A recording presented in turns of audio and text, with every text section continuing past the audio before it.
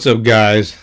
Wanted to make a quick video about Lucid, right? So Lucid is down today 7.6%.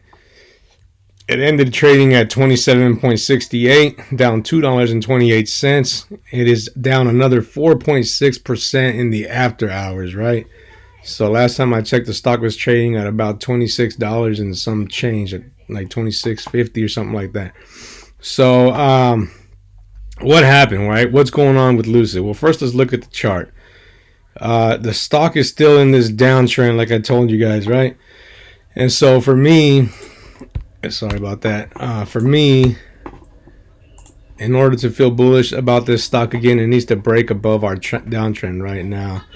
The beauty about downtrends and how they let you know where a stock is headed is that just by looking at this downtrend that the stock is in now, if this stock does not break above my downtrend line, then I am willing to bet money that this stock will be trading at around $25 here in the next few days, right? We have support at $25.41, the psychological level of $25. So this stock can very easily still come down to around 25 bucks, at which point it might bounce off support here at $25.41.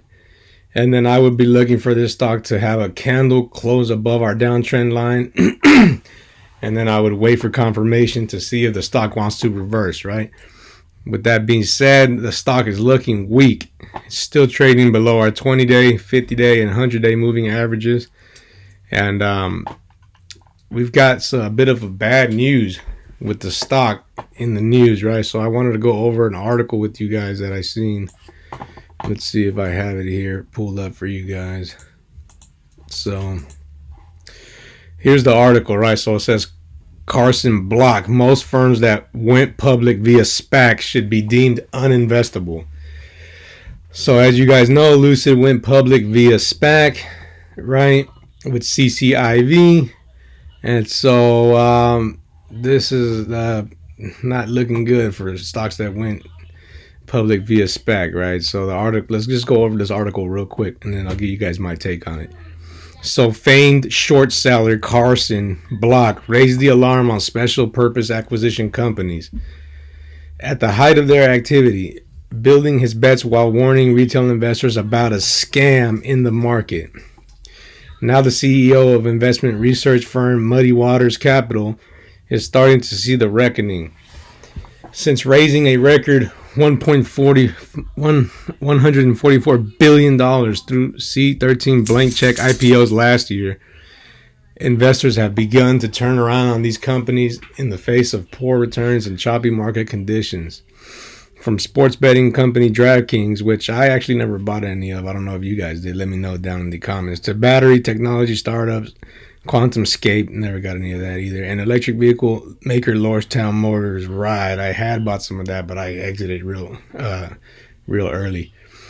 Former Wall Street darlings have seen their valuations slashed by more than half from their highs. You can't look at it and say every company that's gone public via SPAC is uninvestable, said Block on Yahoo Finance Live. But if you're going to look at probabilities, the probabilities are much higher that something that went public via SPAC versus IPO should be deemed uninvestable. So that's not looking good, right? People read this and go, oh my God, I take my money out of these companies that went public via SPAC. Let's continue here. The structure of SPACs have allowed younger startups to come to market without the scrutiny reserved for traditional IPOs. SPACs are shell companies set up by investors or sponsors to strictly raise capital through an IPO to eventually acquire another company. They are sometimes referred to as blank check firms because IPO investors often have no idea about the firm the funds raised will be used to invest in.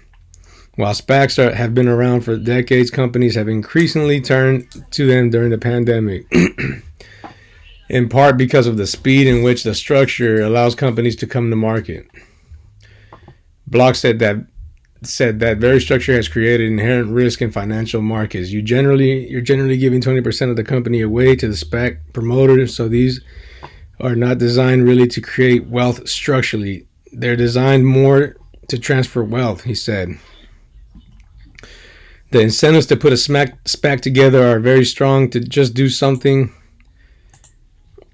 sorry about that, to just do something, just close some transaction, and then you as a SPAC promoter get hundreds of millions of dollars in your pocket, and you can sell out of that.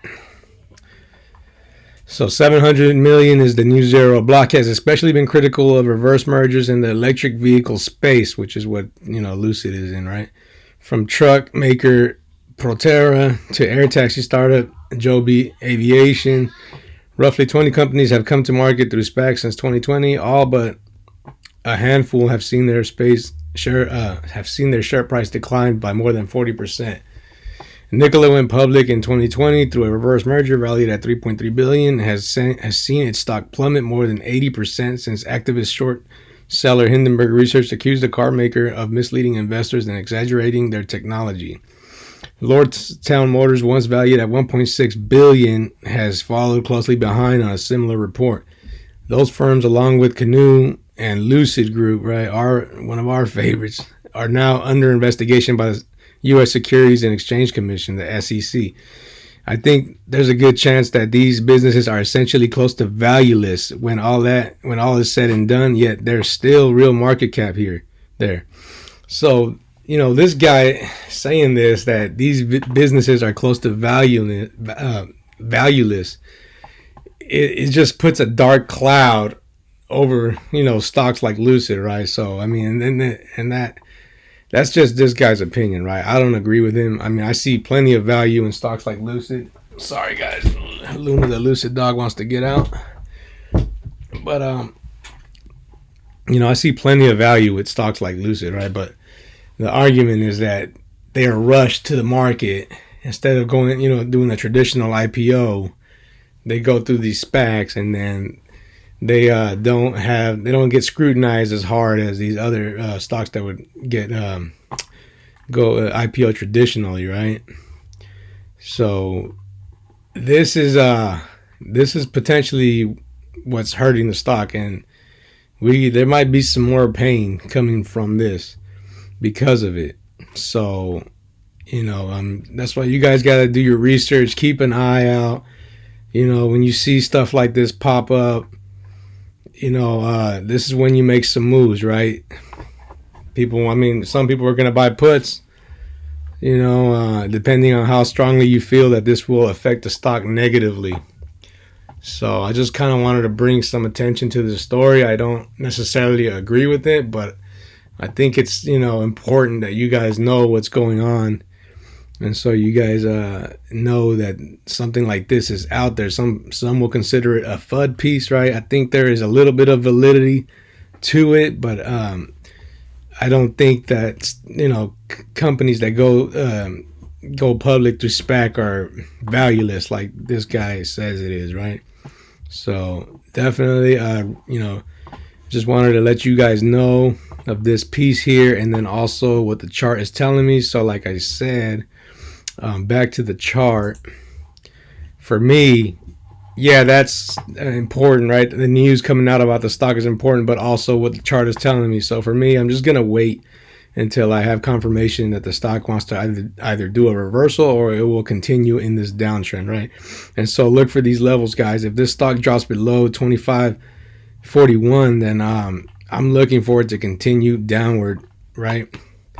Bearish. And if it gets above our trend line, then, and a candle can close above our trend line, then I'm looking for this stock to do a reversal, but I'm gonna wait for confirmation. And so, like I always say, I want to thank you guys for liking and subscribing my videos, and check back here on my channel to see what is going on with the stock, and I will keep you guys updated. Until then, I'll see you guys on the next one. Bye bye.